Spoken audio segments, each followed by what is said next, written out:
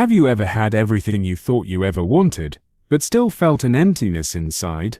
Before we dive into Michael's story, I'd love for you to drop a comment below and tell me where you're watching from. It's always so powerful to see how far our stories travel and how many different places we connect with. And as we move through this journey, I want to take a moment to say a quick prayer for you. Dear God, may you bless everyone watching today with peace, love, and the strength to rebuild what matters most in their lives. Guide them through their challenges, help them find redemption, and surround them with the love and support they need. Amen. Now, let's get into Michael's story and see how redemption can truly change everything.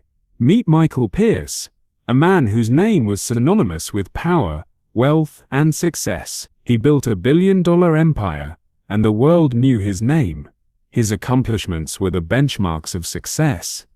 He owned a mansion that seemed more like a palace, wore suits that cost more than most people's annual salaries, and drove cars that screamed wealth. To the outside world, Michael had everything. He had the kind of life people only dream of, a life most would envy. But despite all the money, fame, and recognition, there was something missing, something he couldn't buy.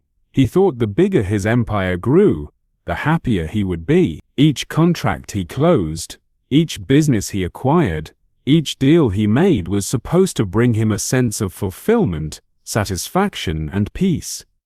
But it didn't.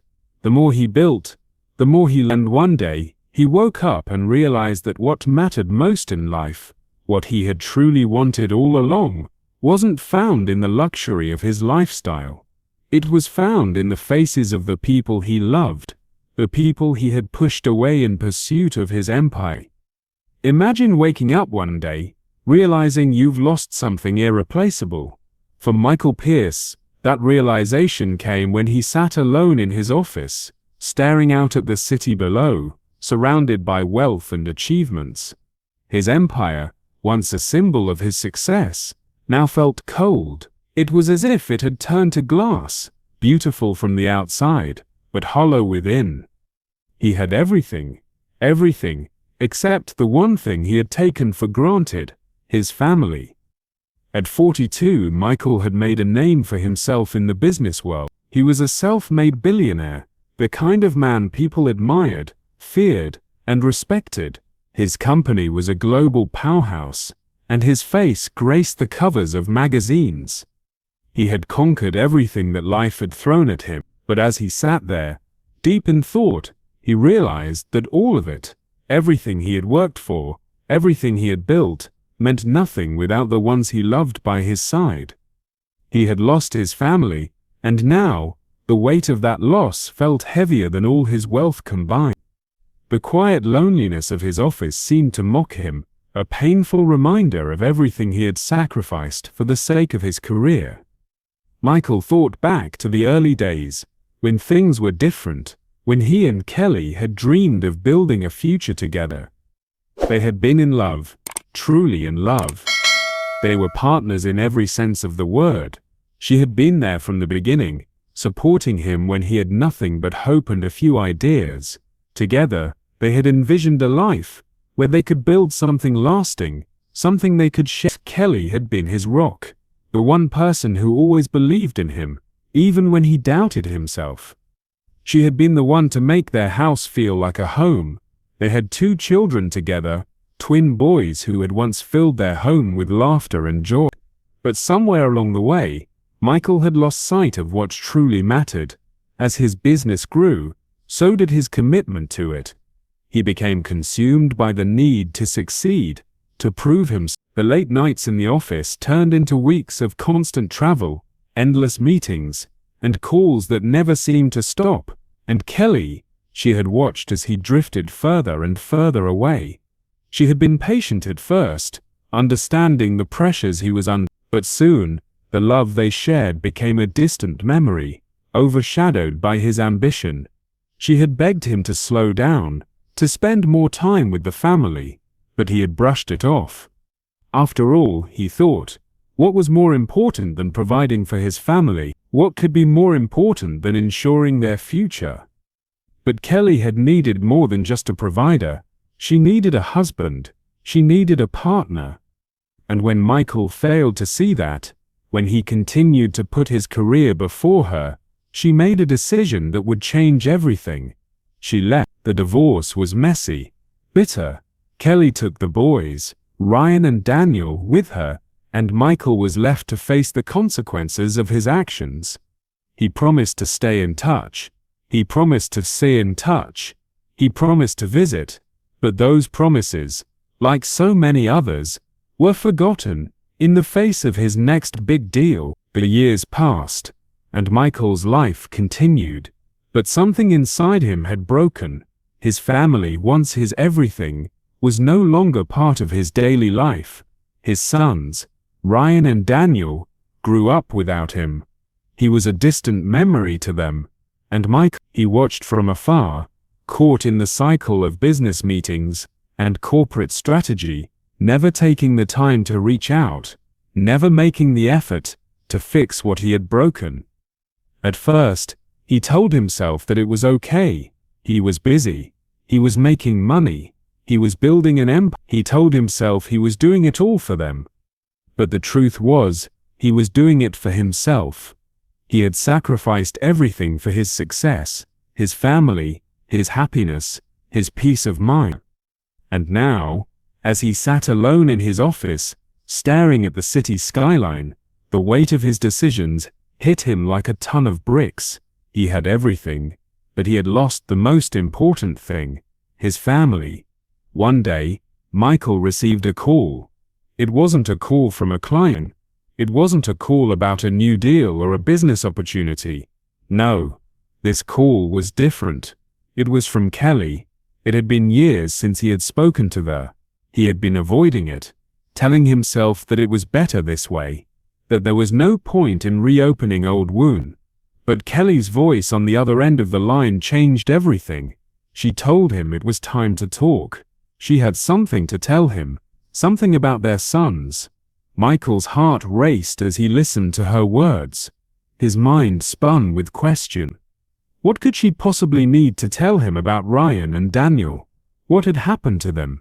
His heart skipped a beat when Kelly mentioned that their sons weren't just kids. There was something he needed to know. Something he had been blind to all these years. The phone call was brief, but its impact was immediate. Michael knew, deep down, that this was the moment he had been avoiding for so long. This was the call that would change everything. And so, Michael found himself on a path he had never expected. The man who had built an empire now had to face the destruction of his personal life. He had to confront the choices he had made, the choices that had led to this point. And he knew, in that moment, that the only way to move forward was to try and make things right. But was it too late? Could he ever truly make up for the years he had lost with his family? The weight of Kelly's words hung heavily in the air. Michael had heard the last words she spoke, but they echoed in his mind, growing louder with every passing second. Something that changes everything. Those words alone were enough to make his stomach twist with anxiety.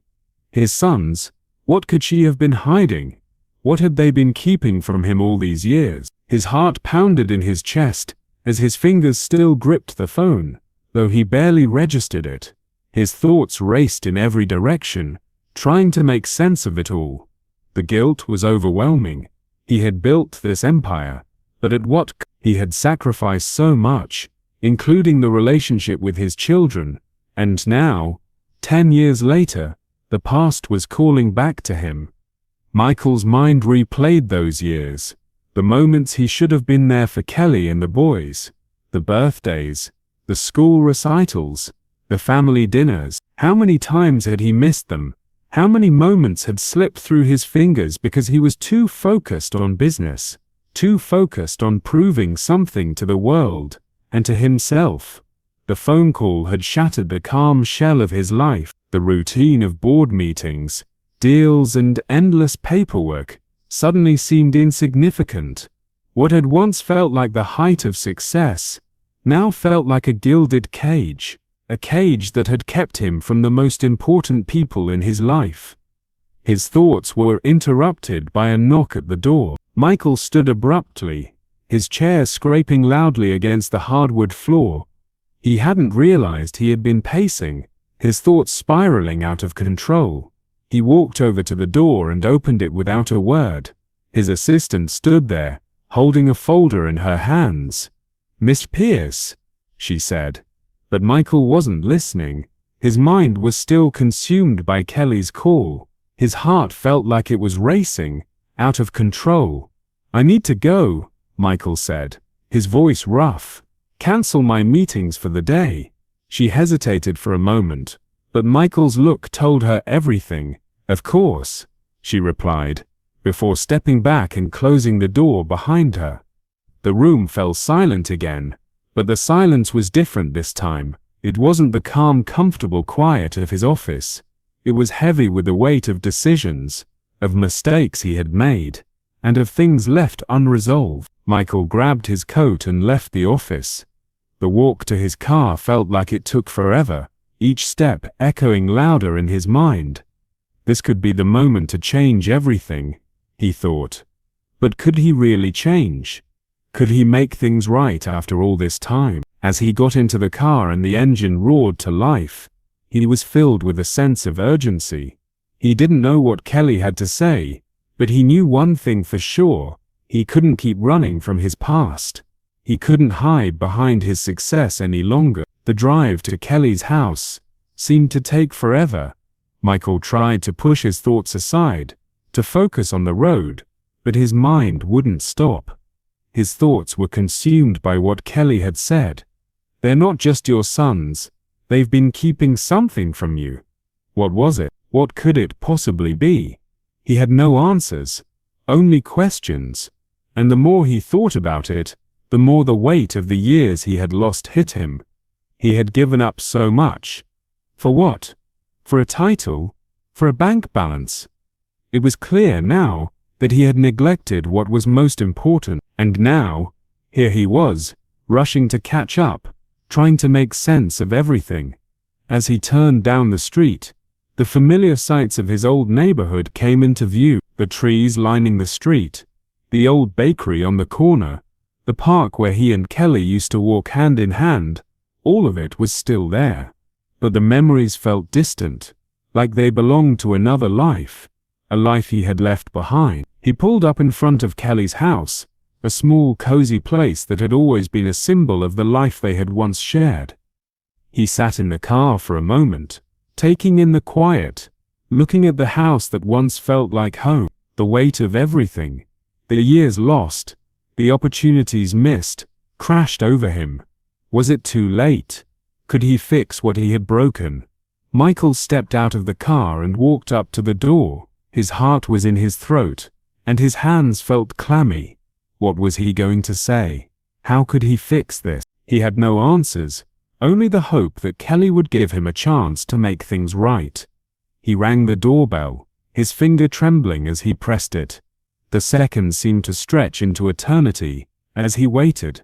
Finally, the door creaked open, and Kelly stood there, her expression unreadable. She hadn't changed much over the years.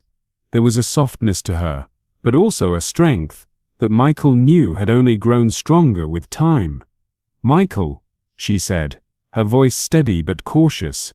"You came." He nodded, his throat tight. "I had to." There was a long pause. Kelly didn't step aside immediately, but instead she looked at him, as if weighing the decision in her mind. Finally, she stepped back and asked him to come inside. As Michael walked inside, his eyes scanned the room. It was still familiar, still the same place he had once called home, but there was a distance now, a space between him and everything that had once been his life. Kelly led him to the living room, where their sons, Ryan and Daniel, were sitting at the kitchen table. They were playing with some action figures, laughing together. When they looked up, Michael's breath caught in his throat. They were so much older than he remembered. The twin boys who had once filled his life with joy were now young men, and the faces staring back at him were not the faces of children anymore. Ryan looked up first. He was the more serious of the two, his gaze steady but guarded. Daniel, on the other hand, was more expressive, his face lighting up with a smile, though it quickly faded when he realized who was standing there. "Mum," Ryan said, his voice filled with curiosity. "Who's that?" Kelly turned to look at Michael, and for a moment, their eyes met. There was sadness there, but there was also something else, something Michael couldn't quite place. She stepped forward, placing a hand on the boy's shoulders. "This is your father," she said softly. The words hit Michael like a punch to the gut. His sons, his flesh and blood, standing right in front of him. They were real, they were alive, and yet, they were strangers. He felt a lump rise in his throat as he stepped forward. He wanted to say something, anything, but the words wouldn't come. How could he explain the years he had missed? How could he explain the regret that weighed on him now, after so much time had passed? "I'm sorry," he said, his voice barely above a whisper. "I've missed so much of your lives." Ryan and Daniel didn't respond immediately. They exchanged a glance, and Michael could see the uncertainty in their eyes. He had been gone for so long. He had failed them, and now, they were unsure of what to make of him. Kelly stepped forward, placing a hand gently on Michael's arm. "It's okay," she said softly. "They need time, and so do you." The hours that followed were filled with awkward silences, tentative conversations, and moments of deep introspection for Michael. He sat across from his sons, watching them as they played. He wanted to reach out, to connect, but he didn't know where to begin. How could he make up for all the time he had lost? How could he fix what had been broken? But as he sat there, he realized that this was only the beginning. This was his chance to make things right, and for the first time in years, he had hope that it wasn't too late to repair the relationship with his sons, hope that he could become the father they needed him to be. The silence was broken when Daniel, the younger of the two, picked up an action figure and held it out toward Michael. "Do you want to play him?" he asked, his voice tentative, as though unsure if it was okay to ask. Michael blinked, the unexpected question catching him off guard. For a moment he didn't know what to say. He had no idea how to play the role of father again, after so many years. But he took a deep breath, and for the first time in a long time, he felt a flicker of hope. "Yeah," he said softly, "I'd love to play." And with that simple gesture, a small bridge was built between them. It wasn't much, but it was a start. As Michael sat down at the kitchen table, playing with Ryan and Daniel, he realized something profound. This wasn't going to be easy. Reconnecting the past, rebuilding the bonds that had been broken. It was going to take time, but for the first time, Michael felt like he was on the right path. He wasn't sure where this journey would lead, or if he would ever be able to fully make up for the years he had lost. But he knew one thing for certain: it wasn't too late. He could still try. He could still make things right. In the days that followed, Michael stayed close. He took the first steps toward reconnecting with his sons, attending their school events, teaching them how to ride bikes, and having late-night talks that were long overdue. It wasn't easy, but Michael knew this was his chance, the first real opportunity he'd had in years, to be the father his sons deserved.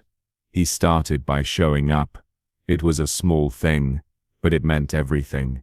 Every soccer practice, every school play, every field trip, he was there. At first, it felt awkward, like trying to slip into a life that wasn't his anymore. Ryan and Daniel were hesitant, unsure of his intentions. It had been too long since they had seen him, and there was a part of them that wasn't sure if they could let him back into their lives so easily. But Michael kept showing up. He never promised things would change overnight. He didn't make grand speeches or attempt to win their affection with expensive gifts. Instead, he simply showed them, day by day, that he was here to stay, that he was willing to do whatever it took to make things right. One afternoon, he took Ryan and Daniel to the park. They had been talking about learning how to ride bikes, something Michael had missed when they were younger. The twins had their bikes, but neither of them had mastered the art of balancing yet. Michael took a deep breath as he knelt beside them, feeling a little nervous himself. "All right," he said with a nervous smile. "Let's get those bikes rolling." Ryan looked at him, unsure. "You're sure you know how to teach us, right?" Michael chuckled softly. "I used to ride bikes all the time. I'm sure I can teach you." He helped Ryan first, holding the back of the seat, guiding him as he pedaled and wobbled down the sidewalk. Daniel watched carefully, a little skeptical, but he waited his turn. Michael encouraged Ryan with each step, offering small words of advice and praise when he got it right. It wasn't easy. Ryan fell a few times, scraping his knee once, but Michael was there each time, helping him back up and urging him to try again. After a few attempts, Ryan got the hang of it. He started to ride confidently, the wind in his hair, a proud smile on his face. "I did it," he shouted, his voice full of excitement. Michael grinned. "You sure did. I knew you could." Next, it was Daniel's turn. He was more hesitant, unsure if he could balance like his brother. Michael helped him get on the bike, steadying it as he pushed him forward. Daniel struggled at first, his confidence shaken by the fear of falling. But Michael stayed close, walking beside him, his hand gently holding the back of the seat. He was patient, offering encouragement. "You're doing great," Michael said, his voice full of warmth. "Just keep going. I'm right here with you." Slowly, Daniel began to relax. He rode a few feet, without Michael's help, then a few more, until finally, he was riding on his own. When he made it all the way across the park, his face lit up with pride, just like his brothers had. "I did it," Daniel said, his voice full of joy. Michael laughed, feeling a lump rise in his throat. "You sure did. I'm proud of you both." That moment, simple as it was, felt like a victory. It wasn't about the bikes. It wasn't about the falling and getting back up. It was about the trust that was slowly being rebuilt, one step at a time. Michael wasn't perfect, and he knew. But being there for his sons, showing up when it mattered, and taking the time to teach them something, was a start. It was a beginning. The days that followed were filled with small moments like that. Michael helped with homework and stayed up late, talking to Ryan and Daniel, listening to their stories, their dreams, and their concerns. He had missed so much of their childhood, but now he was trying to make up for lost time. But rebuilding trust was never easy. The boys had their doubts. They were cautious, unsure if this newfound presence in their lives was just another fleeting promise. They had been let down before, and it wasn't something they could easily forget. Michael understood that. He understood that actions spoke louder than words. There were nights when Michael would sit with Ryan and Daniel, talking about their favorite things, their plans for the future, and their memories of the time they had spent without him. The boys would talk about their hobbies, their friends, and the adventures they had, but there was always a certain distance between them, a wall that had been built over the years. Michael felt it too, but he was patient. He knew that trust couldn't be rushed. It would take time, but he was willing to wait. Kelly, too, had her own reservations. While she was hopeful that Michael could rebuild his relationship with their sons, she remained cautious. She had learned the hard way not to rely on promises. She had seen too many empty words over the years. Michael had promised to be there before, and he hadn't kept those promises. She wasn't sure if she could trust that this time would be different, but she watched as Michael stayed true to his word. She saw him trying, and that meant something. There were days when Kelly would join them in the park, watching as Michael worked with Ryan and Daniel, teaching them new things, encouraging them, and slowly proving that he could be the father they needed. She didn't say much, but she observed how Michael treated the boys, how he treated her, and how he was trying to make amends. As the weeks went by, Michael continued to show up. He kept his promises, no matter how small they seemed. He took them to the park, to the zoo, to their favorite restaurant. He didn't try to buy their love or make grand gestures. He simply showed them that he was there, that he cared, and that he wanted to be part of their lives again. One evening, after dinner, Michael sat with Ryan and Daniel on the porch, the three of them watching the sunset. It had become their routine, sitting together, talking about their day, sharing their thoughts, and little by little, the boys began to open up.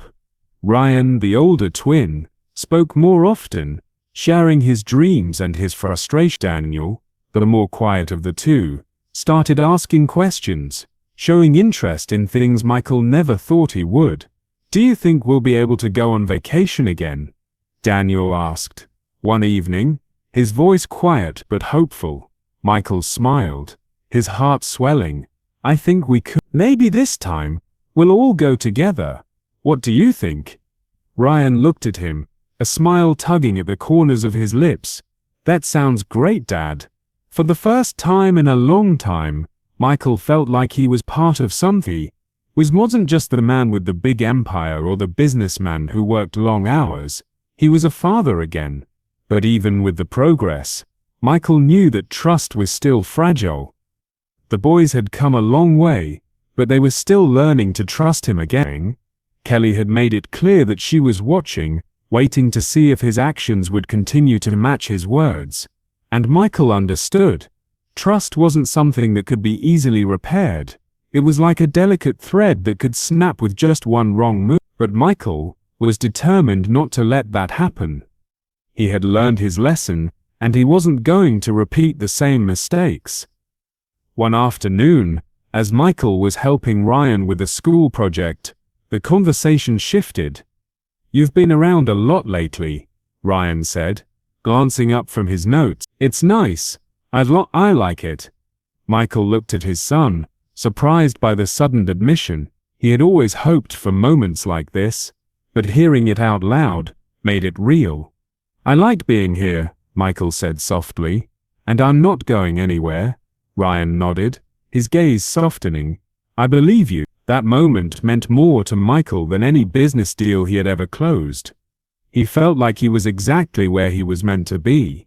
The road ahead wasn't going to be easy, and there would be challenges, but Michael was ready to face them. He had come this far, and he was determined to keep going. Rebuilding trust wasn't about making big promises or grand gestures. It was about showing up, being consistent, and proving that he was there for them, not just when it was convenient, but when it mattered most. And that's what Michael did, every single day. As the days passed, he knew one thing for certain: he was on the right path, and though it wasn't perfect, and the journey wasn't complete, Michael felt a sense of peace settle over him. He was rebuilding what had been broken, one small step at a time. As Michael sat in the park, watching his sons laugh together, he realized that redemption wasn't about regaining power. It was about reclaiming what truly mattered. The sound of their laughter filled the air, and for the first time in years, Michael felt at peace. The joy he once thought he could only find in his work, in the victories of his empire, now echoed in the simple moments he was beginning to share with Ryan and Daniel. He had given everything for his career, had poured every ounce of his energy into his business, believing that success and wealth would provide everything he and his family needed. But sitting there, watching his sons, Michael understood something far more profound. Success wasn't about how much money you made, it was about the lives you touched, and the relationships you nurtured. His empire had been built on transactions, but his real legacy was here, in these moments, moments of connection, love, and understanding. For so long, he had thought that if he could just achieve enough, accomplish enough, it would fill the void. But it had. In fact, the more he focused on his career, the deeper the emptiness grew. The job that had once given him purpose had become a cage, keeping him locked away from the ones who mattered most. And now, as he sat in the park, surrounded by the laughter of his sons, he understood that the true measure of success wasn't about the empire he had built. It was about the family he had nearly lost, and was now, slowly, beginning to rebuild. He wasn't sure what the future held, but for the first time in years, he had hope. Hope for the family he had lost, and hope for the chance to make things right. The future was still uncertain, but for the first time, Michael didn't feel paralyzed by fear or regret. He felt the possibility of healing. His journey wasn't over, and there was still so much to repair, but there was a spark in him, a flicker of optimism that had been absent for far too long. He hadn't ruined everything. He still had time to build new memories with his sons, time to forge a relationship with them that wasn't built on guilt or absence, but on love and effort. He knew that the road ahead would not be easy. It would be filled with moments of doubt, of stumbles, of regret. There would be times when the old habits crept back in, the endless drive to prove himself, the temptation to retreat into his work. But Michael was ready. He was ready to fight for what mattered. He wasn't going to walk away again. Not this time. The relationship with Kelly, too, would take time to rebuild. He knew that. She had been hurt deeply, and though she had forgiven him in small ways, there was still so much healing to be done. But Michael had learned that real change took patience. It took more than words. It took consistent, daily actions. And he was ready for that. Sometimes, it takes a lifetime to realize that the things we truly need aren't the ones that can be bought. For Michael Pierce, it took 10 years of mistakes and regrets to see the truth that redemption isn't found in building empires. It's found in rebuilding the bridges we've burned. If you've been moved by Michael's story, don't forget to like, subscribe, and share this video. Share your thoughts in the comments below. What does redemption mean to you? Have you experienced moments in your life where you needed to rebuild or make things right? We'd love to hear your thoughts and stories. And remember, it's never too late to rebuild the things that matter most, whether it's family, relationships, or even your own personal growth. Starting today can be the first step toward a new chapter. Thanks for watching, and take care of what truly matters. See you in the next video.